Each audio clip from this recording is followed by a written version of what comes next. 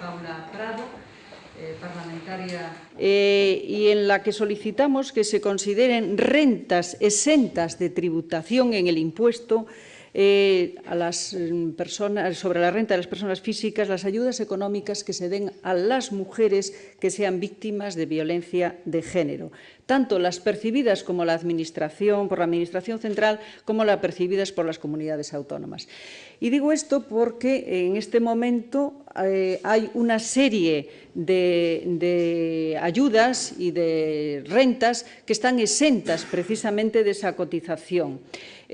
pero no las que se dirigen a las mujeres víctimas de la violencia de género. Este tema, que es importante para todas las mujeres víctimas de toda España, es de una manera también fundamental para Galicia. Es una demanda de Galicia, una demanda que ya desde el Instituto de la Secretaría de Igualdad se ha cursado varias veces esa petición a Madrid,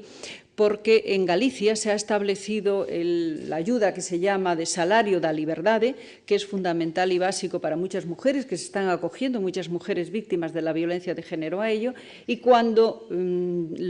se cogen a ello y coincide con que estas mujeres a lo mejor habían estado trabajando antes y a raíz del problema de maltrato han tenido que dejar su trabajo y ahora se acogen a esa renta da liberdade, tienen al final que cotizar. Y esto consideramos que no es justo, que no es social, porque estamos hablando de que el Gobierno puede disponer la exención de los rendimientos dentro de una lista cerrada de supuestos de exoneración. En estos momentos hoy están exentas las prestaciones por actos de terrorismo, las ayudas por el virus de inmunodeficiencia, las pensiones por lesiones de guerra civil, indemnizaciones por despido, las anualidades del pago de alimentos